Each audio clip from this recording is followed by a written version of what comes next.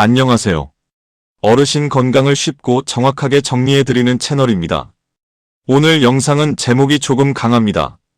손상된 뇌 살려내는 방법. 이 말만 들으면 어떤 분은 기대하시고 어떤 분은 불편하실 수도 있어요. 그래서 시작부터 분명히 말씀드리겠습니다. 뇌가 한번 손상되면 영화처럼 단번에 완벽하게 원상복구되는 마법은 없습니다. 누군가가 이것만 먹으면 뇌가 살아난다, 며칠 만에 후유증이 사라진다라고 말한다면 그건 대부분 과장입니다. 그렇다고 해서 이제 끝이다, 어차피 더 나빠질 뿐이다라고 단정하는 것도 사실이 아닙니다. 뇌는 나이가 들어도 변화할 수 있고 남아있는 기능을 키우고 잃어버린 기능의 일부를 다른 길로 우회해 다시 쓰게 만드는 힘이 있습니다. 의학에서는 그 힘을 신경가소성이라고 부릅니다. 오늘은 그 신경가소성이 왜 중요한지, 그리고 왜 지금부터 우리 생활에 꼭 필요해지는지 어르신 눈높이로 풀어서 말씀드릴게요. 저는 의사가 아니고 이 영상은 치료를 대신하지 않습니다. 하지만 저는 한 가지 목표가 있어요. 어르신과 가족이 불안한 정보에 끌려다니지 않도록 최소한의 시간과 비용으로 할 수 있는 근거 있는 방향을 정리해드리는 것. 뇌 건강은 특히 겁을 먹기 쉽습니다. 뇌가 손상됐다라는 말은 곧 내가 나답지 못해질까봐, 가족에게 짐이 될까봐 하는 공포로 이어지거든요. 그래서 오늘 영상은 희망을 팔기가 아니라 현실적인 희망을 만드는 법에 관한 이야기라고 생각해 주시면 좋겠습니다. 그리고 꼭 기억하셔야 할 안전한 한 가지가 있습니다. 만약 갑자기 한쪽 얼굴이 처지거나 한쪽 팔이나 다리에 힘이 빠지거나 말이 어눌해지거나 갑자기 시야가 흐려지거나 걷기가 어려워지거나 이유 없는 심한 두통이 생기면 조금 쉬면 괜찮겠지 하고 기다리시면 안 됩니다. 이런 갑작스러운 신경학적 증상은 뇌졸중의 대표적인 경고 신호로 안내되고 있고 즉시 119 또는 응급실로 가야 합니다. 오늘 영상은 응급이 아닌 상황에서도 회복과 악화, 방지를 위해 우리가 무엇을 이해해야 하는지에 초점을 맞추겠습니다. 자, 이제 현실 이야기로 들어가 볼게요. 어르신들이 겪는 뇌의 문제는 한 가지로 딱 떨어지지 않습니다. 뇌졸중처럼 갑자기 찾아오기도 하고 넘어져서 머리를 다친 뒤부터 집중력과 균형이 흔들리기도 하며 고혈압, 당뇨고지 혈증 같은 만성질환이 오래 지속되면서 서서히 기억력과 판단력이 무뎌지기도 합니다. 어떤 분은 몸은 비교적 괜찮은데 말이 잘 안 나오고 어떤 분은 말은 되는데 손이 잘 움직이지 않고 어떤 분은 낮에는 괜찮다가도 밤이 되면 혼란이 심해집니다. 또 어떤 분은 내가 왜 이러지? 하는 불안 때문에 더 위축되기도 합니다. 여기서 중요한 건 어르신이 겪는 변화가 게을러서 의지가 약해서 생기는 게 아니라는 점입니다. 뇌가 피로해지고 처리 속도가 느려지면 예전에는 자동으로 되던 일들이 갑자기 어렵게 느껴집니다. 예를 들어 예전에는 전화벨이 울리면 바로 받았는데 이제는 누구지? 뭐라고 말해야 하지? 생각하는 사이에 벨이 끊겨버립니다. 시장에 가서도 물건을 고르다가 멈칫합니다. 계산대 앞에서 카드 비밀번호가 순간적으로 기억이 안 나서 가슴이 철렁하기도 하죠. 그러면 그 다음부터는 아예 안 가는 게 낫겠다, 사람들 앞에 서는 게 창피하다, 이런 마음이 됩니다. 이게 바로 뇌 문제의 무서운 점입니다. 기능 하나가 떨어지면 자존감이 떨어지고 자존감이 떨어지면 활동이 줄고 활동이 줄면 뇌는 더 자극을 못 받고 결국 더 퇴화하는 악순환으로 이어질 수 있어요. 가족 입장에서도 힘듭니다. 자녀는 걱정이 앞서서 이건 하지마, 저건 위험해라고 말합니다. 그런데 어르신은 그 말을 들을수록 더 위축되고 내가 민폐인가? 하는 마음이 커집니다. 그러다 어느 날은 화가 나서 크게 다투기도 합니다. 많은 가족이 이렇게 말씀하세요. 부모님이 예전과 달라졌어요. 성격이 변한 것 같아요. 그런데 그 변화가 꼭 성격 탓이 아닐 수 있습니다. 뇌가 손상되면 감정 조절, 주의 집중, 충동 억제 같은 기능이 약해질 수 있고 피곤할수록 그 현상이 더 두드러질 수 있습니다. 즉, 왜 저래? 라고 오해하기 쉬운 행동이 사실은 뇌가 버겁다는 신호일 수도 있습니다. 또 한 가지, 어르신들이 겪는 가장 흔한 현실은 두려움입니다. 쓰러질까봐 두렵고 넘어질까봐 두렵고 다시 뇌가 나빠질까봐 두렵고 무엇보다 내가 나를 잃을까봐 두렵습니다. 그래서 많은 어르신이 안전을 위해 움직임을 줄입니다. 침대나 소파에 머무는 시간이 늘고 밖에 나가는 횟수가 줄고 사람 만나는 것도 줄어듭니다. 그런데 여기서 문제가 생깁니다. 움직이지 않으면 근력이 떨어지고, 근력이 떨어지면 균형 감각이 무너지고, 균형이 무너지면 낙상 위험이 커집니다. 낙상이 늘면 더 안 움직이게 되죠. 이건 단순히 다리 근육만의 문제가 아닙니다. 뇌는 움직임을 통해 자극을 받습니다. 걸을 때 몸의 균형을 잡고 방향을 바꾸고 장애물을 피하고 속도를 조절하는 모든 과정이 뇌 훈련입니다. 그런데 그 훈련이 사라지면 뇌는 더 빨리 잠들어 버립니다. 그리고 외로움이 더해집니다. 대화를 덜하면 말이 더 느려지고 말이 느려지면 대화를 더 피하게 됩니다. 잘 안 들리면 대화를 놓치고 놓치면 자신감이 떨어져서 모임을 피합니다. 그러면 집안이 조용해지고 조용해지면 생각이 더 깊어져 불안이 커지고 불안이 커지면 잠이 깨고 잠이 깨면 낮에 더 멍해집니다. 많은 분들이 요즘 잠이 자꾸 깨요 새벽에 눈이 떠져요라고 하시는데 수면이 흔들리면 뇌 회복의 리듬도 함께 흔들릴 수 있습니다. 여기까지 들으시면 이렇게 느끼실 수 있어요. 도대체 뭘 해도 어렵겠다. 그런데 바로 이때 필요한 게 과학적 근거를 가진 방향입니다. 뇌 건강에는 유행이 많습니다. 단어가 화려한 광고도 많습니다. 하지만 진짜 중요한 건 화려함이 아니라 뇌가 회복하기 좋은 환경을 만드는 것입니다. 그래서 이제부터는 왜 우리가 이 방향을 잡아야 하는지, 왜 꾸준한 생활 신호가 뇌를 살리는 핵심인지 과학적으로 설명드릴게요. 첫 번째 근거는 뇌의 구조 자체입니다. 뇌는 하나의 부품이 아니라 수많은 회로가 연결된 네트워크입니다.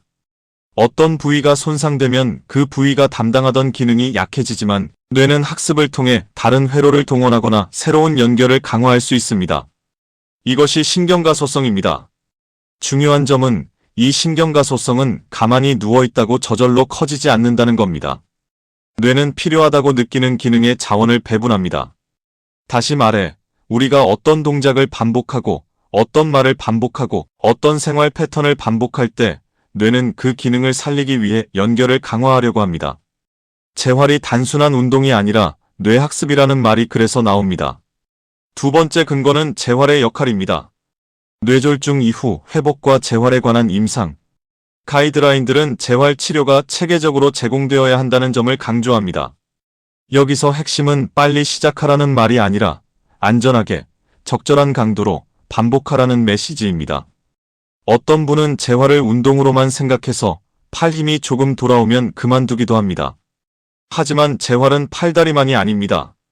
말, 삼킴, 균형, 인지, 감정 조절까지 포함됩니다. 그리고 무엇보다 중요한 건 병원에서만 하는 것이 아니라 집에서도 이어져야 한다는 점입니다. 집에서 이어지지 않으면 뇌는 다시 예전의 쉬운 길로 돌아가려 합니다. 뇌는 편한 걸 좋아하거든요. 그래서 내가 할 수 있는 만큼만이라도 매일 신호를 보내는 것이 중요합니다. 세 번째 근거는 혈관입니다. 뇌의 세포는 산소와 영양이 끊기면 아주 취약합니다. 그래서 뇌 건강은 곧 혈관 건강과 연결됩니다. 특히 고혈압, 당뇨, 고지혈증, 흡연, 과음, 비만 같은 요인은 뇌혈관에 부담을 주고 작은 혈관들을 서서히 망가뜨릴 수 있습니다. 이런 상황에서는 뇌가 회복하려고 해도 뇌로 들어가는 연료가 불안정하니 회복 효율이 떨어집니다. 그래서 뇌를 살린다는 말은 결국 뇌가 회복할 연료와 환경을 지킨다는 말로 바꿔야 합니다. 이 부분은 세계보건기구의 권고에서도 같은 방향을 말합니다. 인지기능 저하와 치매 위험을 줄이기 위해 규칙적인 신체 활동을 하고 담배를 피우지 말고 해로운 음주를 피하고 건강한 식사를 하고 체중을 관리하며 혈압 콜레스테롤 혈당을 건강하게 유지하라고 안내합니다. 즉, 어르신이 약은 먹고 있는데 왜 좋아지지 않지? 라고 느끼실 때 약만의 문제가 아니라 생활 전체가 뇌에 보내는 신호가 어떤지 함께 봐야 한다는 뜻입니다. 네 번째 근거는 자극의 질입니다. 뇌는 자극을 먹고 자랍니다. 그런데 나이가 들수록 특히 뇌 손상이 있거나 인지 기능이 떨어질수록 자극이 줄어들기 쉽습니다. 여기서 흔히 오해하는 게 있습니다. 퍼즐이나 문제집을 풀면 뇌가 좋아진다. 물론 도움이 될 수 있습니다. 하지만 더 중요한 것은 생활 속에서 목적이 있는 자극을 만드는 겁니다.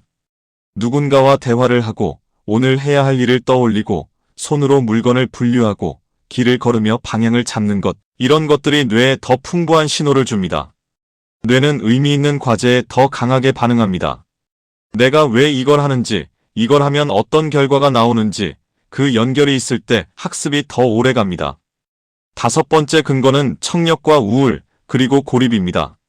청력이 떨어지면 대화가 줄어듭니다. 대화가 줄면 사회적 연결이 끊기고, 연결이 끊기면 뇌 자극이 줄어듭니다. 우울이 오면 의욕이 떨어지고, 움직임이 줄고, 수면이 깨지고, 그 모든 것이 뇌 기능에 부담이 됩니다. 이런 요인들이 인지 저하와 치매 위험과 관련이 있다는 점은 큰 연구들에서도 반복해서 언급됩니다. 그래서 뇌를 살리는 방법에는 약이나 운동만이 아니라 잘 들리게 돕는 것, 기분을 돌보는 것, 사람과 연결되는 통로를 유지하는 것까지 포함되어야 합니다. 특히 가족이 할 수 있는 가장 큰 도움 중 하나는 어르신을 조용히 혼자 두는 것이 아니라 부담되지 않는 방식으로 관계를 유지해주는 것입니다. 길게 말하기가 힘들면 짧게, 멀리 나가기 힘들면 가까이, 큰 모임이 부담되면 한 사람부터, 이런 식으로요. 여섯 번째 근거는 시간입니다. 회복은 직선이 아닙니다. 좋아졌다가 나빠진 것처럼 느껴지기도 하고, 며칠 정체하다가 갑자기 한 단계 올라가기도 합니다. 이 변동 때문에 많은 분들이 중간에 포기합니다. 역시 소용없네. 하지만 뇌는 원래 그렇게 배웁니다. 아이가 걸음마를 배울 때도 한 번 걷고 바로 달리지 않습니다. 넘어지고 다시 일어나고 또 넘어지고, 그렇게 신경회로가 단단해집니다. 어르신 뇌도 마찬가지입니다. 다만 몸이 피로하고 만성질환이 있고 수면이 흔들리면 그 속도가 느려질 뿐입니다. 속도가 느리다고 해서 방향이 없는 건 아닙니다. 그래서 저는 오늘 이 영상에서 뇌를 살리는 방법을 한 가지 문장으로 정리해 드리고 싶습니다. 뇌를 살리는 방법은 뇌가 다시 일할 수 있도록 매일의 신호를 바꾸는 것입니다. 움직임의 신호, 대화의 신호, 수면의 신호, 식사의 신호, 그리고 위험 요인을 낮추는 신호? 이 신호들이 쌓이면 뇌는 회복할 가치가 있다고 판단하고 남은 회로를 더 잘 쓰려고 합니다. 반대로 신호가 끊기면 뇌는 이 기능은 이제 필요 없나 보다라고 판단하고 더 빨리 닫아버릴 수 있습니다. 여기에서 많은 분들이 마지막으로 묻습니다. 그럼 완전히 좋아질 수 있나요? 솔직히 말씀드리면 사람마다 다릅니다. 손상 원인, 손상 범위, 치료 시기, 나이, 기저질환, 재활의 지속성, 가족의 지지, 우울과 수면 상태가 모두 영향을 줍니다. 하지만 가능한 범위 안에서 좋아질 수 있는 부분은 거의 항상 존재합니다. 그리고 그 부분을 발견하는 과정이 곧 회복입니다. 어떤 분은 걷는 속도가 조금 빨라지고, 어떤 분은 넘어질 뻔한 순간의 균형을 더 잘 잡고, 어떤 분은 단어가 더 잘 떠오르고, 어떤 분은 짜증이 줄어들고 표정이 부드러워집니다. 이런 변화는 작은 것 같지만 어르신의 자존감을 되살리고, 자존감은 다시 활동을 늘리고, 활동은 다시 뇌를 깨우는 선순환을 만듭니다. 그리고 한 가지를 더 짚고 넘어가야 합니다. 뇌가 약해지면 사람들은 보통 특효약을 찾습니다. 인터넷을 보면 뇌 영양제, 기억력에 좋다는 음식, 혈액순환에 좋다는 무엇, 뇌를 깨운다는 어떤 자극 정말 많습니다. 그런데 여기서 기준이 필요합니다. 그 방법이 내 뇌에 반복 가능한 신호를 만들어주는가, 아니면 잠깐 기대만 키우고 끝나는가. 뇌는 광고 문구에 반응하지 않습니다. 뇌는 반복되는 생활 신호에 반응합니다. 그래서 저는 늘 이렇게 권합니다. 사서 먹는 것을 늘리기 전에 매일 할 수 있는 것부터 점검해 보자고요. 특히 약을 드시는 어르신은 새로운 보조제나 민간요법을 시작하기 전에 반드시 담당 의료진과 상의해야 합니다. 약과 상호작용이 생길 수도 있고, 무엇보다 시간을 빼앗겨 진짜 중요한 재활과 생활관리가 밀릴 수 있기 때문입니다. 또 과학적으로 매우 중요한 포인트가 하나 더 있습니다.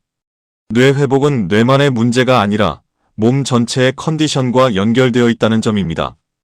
예를 들어 감기에 걸려 열이 나면 우리 모두 집중이 안 되죠. 뇌가 나빠져서가 아니라 몸이 피곤하니 뇌가 에너지를 덜 쓰는 겁니다. 어르신 뇌도 똑같습니다.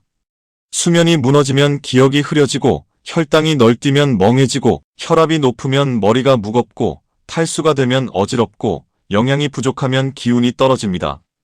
이런 상태에서는 뇌가 회복을 할 여력이 없습니다. 그래서 회복을 돕는 첫걸음은 뇌가 회복할 체력과 환경을 만든다로 시작해야 합니다. 이게 단순하지만 가장 자주 놓치는 부분입니다. 그래서 저는 어르신과 가족에게 회복의 방향을 이렇게 설명합니다. 뇌는 큰 공사장과 비슷합니다. 공사장에 자재가 제때 들어오지 않으면 공사는 멈춥니다.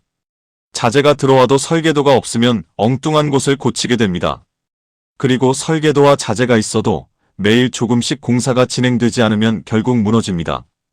여기서 자재는 혈관 건강과 영양, 수분, 수면 같은 기본 컨디션이고 설계도는 재활 목표와 훈련의 방향이며 매일의 공사는 반복 훈련과 활동입니다. 이 세 가지가 동시에 돌아갈 때 뇌는 가장 잘 회복합니다.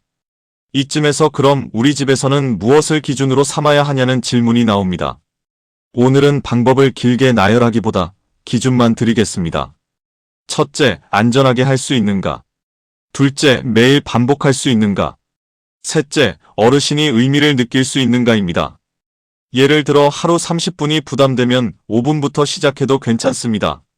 중요한 건 5분을 매일 하는 것입니다. 뇌는 그 반복을 보고 이 기능은 아직 쓸모가 있구나라고 판단합니다. 반대로 하루에 한 번 크게 무리하면 뇌는 배우기보다 경계합니다. 피로와 통증은 뇌에게 이건 위험해라는 신호가 되기 때문입니다. 낙상과 머리 부상 이야기도 꼭 해야 합니다. 어르신에게 한 번의 낙상은 단순한 타박상이 아닐 수 있습니다. 머리를 다치면 회복이 더디고 불안이 커져서 활동이 더 줄어들 수 있습니다. 그래서 뇌를 살리는 것에는 뇌를 다시 다치지 않게 지키는 것이 반드시 포함됩니다. 큰 연구들에서도 머리 외상 같은 요인이 치매 위험과 관련이 있는 요인 중 하나로 언급됩니다. 그러니 집안에서는 미끄러운 매트, 어두운 조명, 문턱, 헐거운 슬리퍼 같은 작은 위험을 줄여주는 것만으로도 뇌 건강에 큰 도움이 될 수 있습니다. 마지막으로 희망을 현실로 만드는 말 한마디를 드리고 싶습니다. 우리는 종종 좋아지면 시작하겠다고 생각합니다. 그런데 뇌 회복은 반대입니다. 시작하면 좋아질 가능성이 열린다가 더 정확합니다. 물론 모든 것이 완전히 예전처럼 돌아오지 않을 수 있습니다. 하지만 예전과 똑같은만이 목표가 될 필요는 없습니다. 어르신이 다시 혼자서 컵을 잡고, 다시 산책길에서 바람을 느끼고, 다시 손주와 대화를 이어가고, 다시 웃을 수 있다면 그건 충분히 가치 있는 회복입니다. 그리고 그런 회복은 대개 아주 작은 변화에서 시작됩니다. 오늘이 그 시작이 되었으면 합니다. 그리고 회복 과정에서 기록은 생각보다 큰 힘이 됩니다. 뇌 회복은 하루하루 보면 잘 모르는데 2주, 4주 단위로 보면 변화가 보이거든요. 이번 주는 일어나서 세면대까지 가는 시간이 줄었네. 발음이 조금 더 또렷해졌네. 밤에 깨는 횟수가 줄었네. 이런 작은 변화가 보이면 어르신은 다시 의욕을 얻고 의욕이 생기면 활동이 늘고 활동이 늘면 뇌는 더 깨어납니다. 반대로 변화가 안 보이면 소용없다는 마음이 들어서 끊기기 쉽습니다. 그래서 가족이 해줄 수 있는 최고의 지원 중 하나는 어르신을 재촉하는 것이 아니라 변화를 발견해주는 것입니다. 물론 어떤 변화는 집에서 해결하려 하면 안 됩니다. 갑자기 증상이 확 나빠지거나 한쪽 마비가 새로 생기거나 말이 갑자기 더 어눌해지거나 의식이 흐려지거나 심한 두통이 생기면 즉시 의료진의 평가가 필요합니다. 안전이 최우선입니다. 안전을 지키면서 가능한 범위에서 꾸준히 반복하는 것. 그게 뇌를 살려내는 가장 현실적인 길입니다. 오늘 말씀드린 내용은 어렵게 들릴 수도 있지만 사실은 한 방향을 가리킵니다. 뇌는 정적인 장기가 아니라 반응하는 장기라는 것. 그래서 우리는 뇌를 겁내기만 할 것이 아니라 뇌가 반응할 만한 신호를 매일 보내야 합니다. 그 신호가 거창할 필요는 없습니다. 오히려 거창하면 오래 못 갑니다. 작게 시작해서 꾸준히 이어가고 위험 요인을 줄이며 필요한 치료와 재활을 포기하지 않는 것. 이 네 가지가 합쳐질 때 뇌는 늦게라도 조금이라도 다시 살아 움직이기 시작합니다. 이 영상이 끝난 뒤 오늘 하루만은 이렇게 해보시면 어떨까요? 어르신이라면 나는 아직 할 수 있다는 말을 스스로에게 한번 해주시고 가족이라면 오늘 내가 도울 수 있는 가장 작은 한 가지는 뭘까를 정해보세요. 그 작은 한 가지가 쌓이면 뇌는 그걸 기억합니다. 그리고 그 기억이 회복의 길을 조금씩 넓혀줍니다. 다음 영상에서는 어르신 상태에 따라 걷기부터 시작하는 안전한 루틴, 말이 잘 안 나올 때, 집에서 할 수 있는 대화 훈련 기억이 끊길 때 가족이 도와주는 방법을 더 구체적으로 정리해 드리겠습니다. 오늘 내용이 도움이 되셨다면 주변 어르신께도 꼭 공유해 주세요. 그리고 무엇보다 혼자 버티지 마세요. 의료진과 가족, 지역 자원과 함께 팀으로 가는 것이 가장 빠릅니다.